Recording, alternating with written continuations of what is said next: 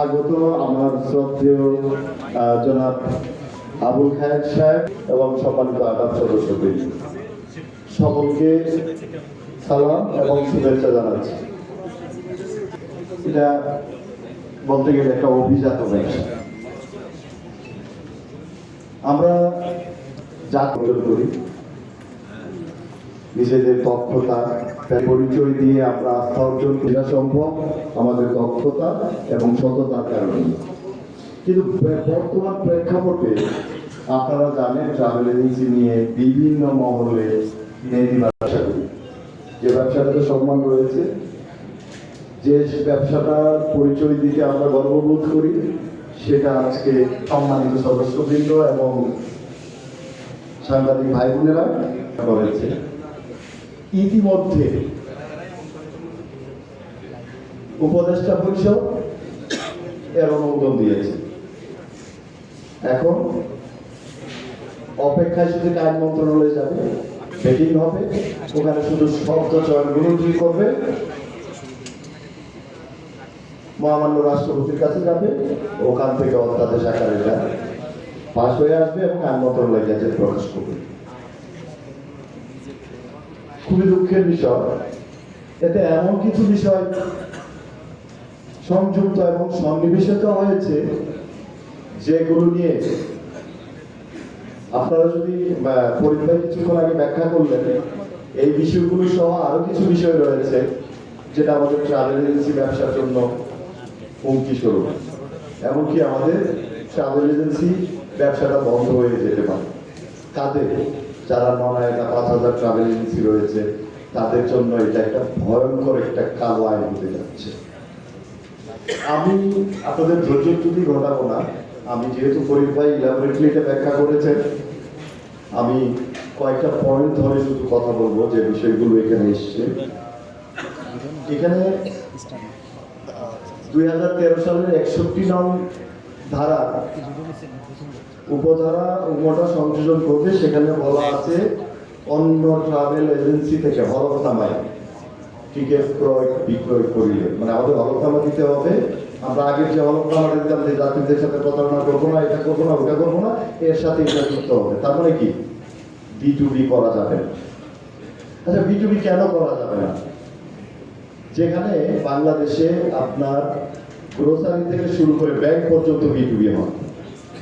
ব্যাংকের B2Bটা আমরা জানি, ব্যাংক যখন তাদের টাকা শর্ট করে তখন আপনারা দেখবেন ঈদের সময় বা যখন মানে টাকা উত্তোলনের চাপ আসে, তখন এক ব্যাংক অন্য ব্যাংক থেকে কল মানি নেয় এবং সেটা কিন্তু চড়া সুদে নেয়। নর্মালি যে রেট থাকে এর থেকে 2 গুণ 3 গুণ টাকা ইন্টারেস্টের উপর এক ব্যাংক আরেক ব্যাংক থেকে টাকা নিয়ে আসে এবং এটা গ্রাহকদেরকে প্রদান করে থাকে। তো এটাও তো B2B। আমি আরেক ব্যাংক থেকে টাকা এনে আমার ক্লায়েন্টকে টাকা দিলাম, তার মানে কি এটাও B2B। আবার ওই ব্যাংক আমার কাছ থেকে ব্যবসা পাচ্ছে, এটা B2B ব্যবসা না? তো ট্রাভেল এজেন্সির B2B ব্যবসা কোনো অসুবিধাটা কোথায়? আমরা চাই এই অংশটা সংযুক্ত না হোক। দ্বিতীয়ত হচ্ছে অফলাইন ট্রাভেল এজেন্সির ক্ষেত্রে 10 লক্ষ টাকা তফসিলি ব্যাংকে জমা, অর্থাৎ একটা FDR করে জমা দিতে হবে। ওই FDR ইন্টারেস্টে গভর্নমেন্ট দিবে, আমার 10 লক্ষ টাকা জামানত হিসেবে রাখতে হবে। যদি এটা 5,000 এজেন্সি 10 লক্ষ টাকা একসাথে করে কাজ করতে পারতো, তাহলে তো 10 লক্ষ টাকা দিয়ে 30 লাখ টাকা ব্যাংক গ্যারান্টি নিয়ে আইডিয়াই করতে পারতো।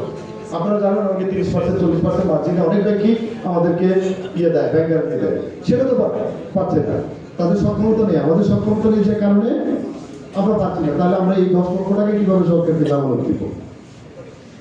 এটা বাতিল করতে হবে। তারপরে একটা জিনিস এখানে আপনারা দেখবেন, ফরিদ একটু আগে বলে গেলেন যে আত্মপক্ষ সমর্থনের সুযোগ নাই। ধরেন কেউ কি অভিযোগ করলো, আপনার সাথে আমার শত্রুতা আছে, কারোর সাথে আছে, একটা অভিযোগ গেল, অভিযোগ পাওয়ার পরে আপনি আমার কথা শুনবেন না, আপনি আমার লাইসেন্সটা স্থগিত করবেন। কিন্তু দেখেন আমার লাইসেন্সের সাথে কি কি জড়িত? ট্রাভেল এজেন্সির এগেইনস্টে আয়টা হয়, ট্রাভেল এজেন্সিটা স্থগিত হওয়ার সাথে সাথে আয়টা স্থগিত, ওমরা লাইসেন্স স্থগিত, হজ লাইসেন্স স্থগিত। তারপরে কি আমার বড় ধরনের সর্বনাশ হয়ে গেল। ফাইনালি কি আমি প্রমাণ করলাম যে আমি কোনোভাবেই দুর্নীতির সাথে জড়িত না, আমাকে দায় মুক্তি দিলেন। তো তার মধ্য থেকে তো আমার অনেক বড় ধরনের ক্ষতি হয়ে গেল। এটা দায় কে? দেশে প্রচলিত আইন আছে, ওই আইনে একটা মানে যারা প্রতারণা করে কিংবা বড় ধরনের মামলা যাদের বিরুদ্ধে মামলা রয়েছে তাদের পক্ষে উকিল দাঁড়ায়, আত্মপক্ষ সমর্থনের সুযোগ দেয়। আর এখানে আমরা ব্যবসায়ী আমরা এতটা খারাপ হয়ে গেলাম যে আমাদেরকে আত্মপক্ষ সমর্থনের সুযোগ দিবেন না, এটা কেমন আইন? আমরা এই অধ্যাদেশ পারি না, এই অংশটুকু বাতিল করতে হবে। তারপর এখানে এসছে রিক্রুটিং এজেন্সি এবং ট্রাভেল এজেন্সি। ট্রাভেল এজেন্সি ভৌত ঠিকানায় কোনো রিক্রুটিং এজেন্সি থাকতে পারবে না। আপনারা দেখেন ট্রাভেল এজেন্সির অথরিটিকে ওকা minister of civil aviation and tourism, আর রিক্রুটিং এজেন্সির অথরিটিকে বিএমইটি। দুইটা সমজাতীয় ব্যবসা হলেও দুইটার অথরিটি আলাদা। আমি যখন দুইটা আলাদা অথরিটি থেকে আমি লাইসেন্স নিব, আমি একসাথে ব্যবসা করতে অসুবিধা থেকে আমি তো আর দুইটা মোকাটের লাইসেন্স চালাচ্ছি না যে আমি একজন মালিক একা দুইটা আমার নামে লাইসেন্স করে নিয়ে আসলাম, সেটার কিন্তু আপত্তি থাকতে পারে। আমি দুইটা অথরিটি থেকে যদি আলাদা আলাদা করে, দুইটা নিয়ন্ত্রণ সংস্থা থেকে যদি আলাদা আলাদা করে আমি লাইসেন্স নিয়ে আসি, আমার ব্যবসা করতে অসুবিধা হবে না। একটা আরেকটার সাথে তো কন্ট্রাডিক্টরি না।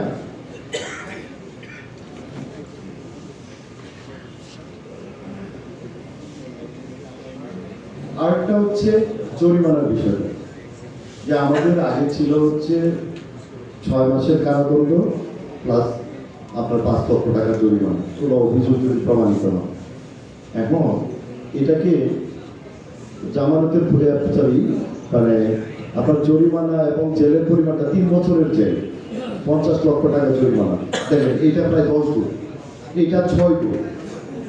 এইটুকু সব টাইম ফ্রেমের মধ্যে আমাদের দেখেন 2013 এবং 2021 দুইটা বিদ্যমান আমাদের ট্রাভেল এজেন্সি নিবন্ধন নিয়ন্ত্রণ আইন রয়েছে, যেখানে আমাদের প্রত্যেকটা জিনিস স্পেসিফাই করা আছে যে আমরা কি করলে কি। আমাদের 6 মাসের জেলের বিধান আছে, 3 লক্ষ টাকা জরিমানার বিধান আছে। এরপরেও কেন বিষয়টাকে এখন এত বড় আকার নিয়ে যেতে হবে? আমার 10 লক্ষ টাকা জরিমানা, আবার 3 বছরের জেল, এমন কিছু তো আমাদের ইয়েতে ঘটে না যে এই কাজগুলো করতে হবে। আমরা বেসিক্যালি যে মতামতগুলো দিতে চাচ্ছি সেটা হচ্ছে যে বর্তমান যে সরকার আছে তাদের তো আসলে আমরা একটা আইনের আওতায় আছি, বিধির আওতায় আছি। আইন পরিবর্তন, সংশোধন বা আইন প্রণয়নের সক্ষমতা নেই। তো আমি চাচ্ছি আমাদের সকলের দাবি সেটা হচ্ছে এই অন্তর্বর্তীকালীন সময়ে কোনো ধরনের অধ্যাদেশ না করে ভবিষ্যতে যদি কোনো কিছু সংযোজন, সন্নিবেশন, পরিবর্তন, পরিমার্জন প্রয়োজন হয়, তাহলে নির্বাচিত সরকারের মাধ্যমে জাতীয় সংসদে প্রেরণ করে একটা সুন্দর একটা আইন পরিবর্তন করা হোক বা সংযোজন করা হোক, এটা আমাদের কাজ। এখনই এই ধরনের কোনো বিষয় নিয়ে আমরা অধ্যাদেশ চাই না। এখন আমরা যদি মূল ঘটনায় আসি, যে এই যে আমরা বিষয়গুলো আমরা শুনলাম, আমাদের কাছে মনে হচ্ছে যে বিষয়গুলো তো আশ্চর্যজনক। তো মন্ত্রণালয় তো পাগল হয়ে যান নাই যে ওনারা হঠাৎ করে কেন এই কাজগুলো করতে যাবে। এটার উৎস কোথায়, কোথা থেকে আসলো মন্ত্রণালয় এই পদক্ষেপগুলো নিল, এই কার্যক্রম শুরু করলো? দীর্ঘদিন মানে আমরা মাঠে আছি, তাদের সাথে কথা বলছি, আমরা প্রতিনিয়তই মন্ত্রণালয়ে যাই, যোগাযোগ করি, তাদের সাথে কথা বলি। আমরা তাদের সাথে কথা বলার ফলে মানে আমি টাস্কফোর্সের কমিটিতে ছিলাম না, ফরিদ ভাই ছিলেন, ফরিদ ভাইয়ের কাছ থেকে তো আমরা জানলাম, মন্ত্রণালয়ের সূত্রে আমরা যে বিষয়গুলো জানলাম আপনারা খুবই আশ্চর্য হবে। একটু আমাকে যদি সময় এলাও হবে। আমি নূরে ফাতেমা ট্রাভেলসের জনাব একরামুল হক সোহেলকে অনুরোধ করছি, আপনি একটু আপনারা একটু এখানে দেখেন 1 জুন 2025 আমাদের এই চিঠিটা টপ লেখা। হ্যাঁ, মাননীয় উপদেষ্টা বেসামরিক বিমান পরিবহন ও পর্যটন মন্ত্রণালয়, বাংলাদেশ সচিবালয়, association of travel agents of Bangladesh, 28 banner. ওটাও দেখেন গ্রুপ ফুল স্ক্রিন। গ্রুপ টিকেটের নামে যাত্রী নাম ছাড়া টিকিট মজুতদারি কৃত্রিম মূল্যবৃদ্ধি ও আসন সংকট নিরসন, এটা নিরসন করতে যাচ্ছে। ভেরি গুড ইনিশিয়েটিভ, কিন্তু কাজটা কি করবো আপনারা দেখেন। ছোট ছোট এজেন্সির কাছে 1-2টা করে এসএমএস ও ইমেল মার্কেটিং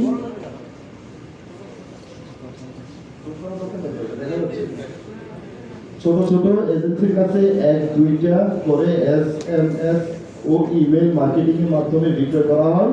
মূলত নাম ছাড়া অগ্রিম ব্লক হতে পরবর্তী খুচরা যাত্রীদের নিকট এই সকল টিকিট বিক্রয় করা হয়। এখানে বিটুবিটা বন্ধ করার মূল কারণটা কি এখানে দেখেন, এখানে তারা বলতে চাচ্ছে যে বড় বড় ট্রাভেল এজেন্সিগুলো গ্রুপ ব্লক করে এবং ছোট ছোট ট্রাভেল এজেন্সির মাধ্যমে এগুলো বিক্রয় করে।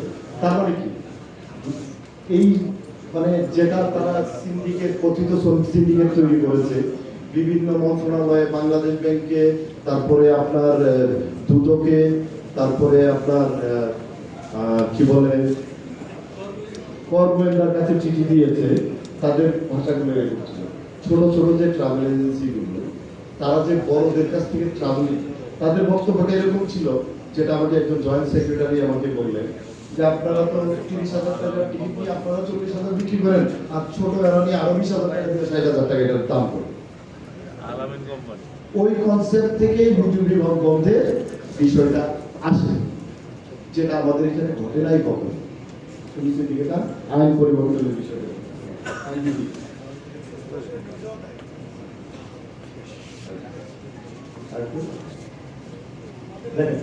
বিধিমালা না থাকার কারণে এভিয়েশন ও ট্রাভেল এজেন্সি সেক্টরের সকল বিষয় পূর্ণাঙ্গভাবে আইনের আওতায় সুষ্ঠুভাবে পরিচালিত হচ্ছে না এবং সরকারি নিয়ন্ত্রণ প্রতিষ্ঠিত হচ্ছে না।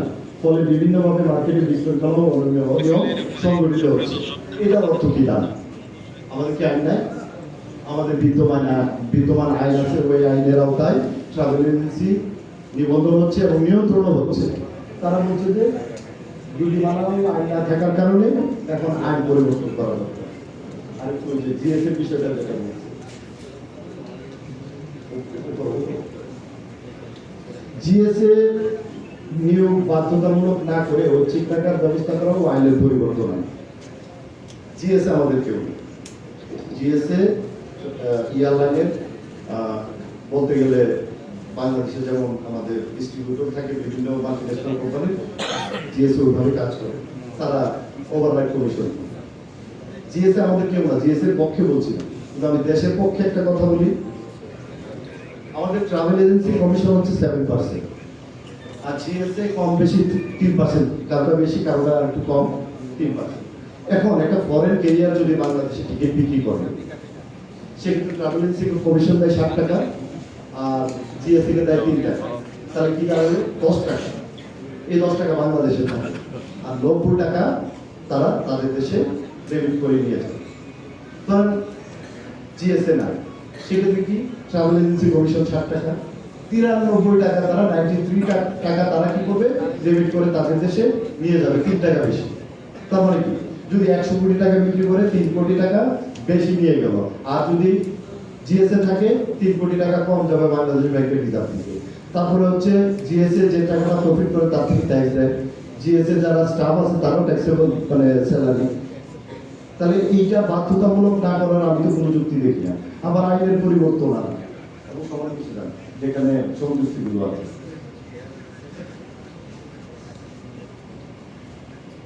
এই যে ধন্যবাদ জানতে আব্দুল সালাম আরে সভাপতি, তারাই চিঠি দেয়।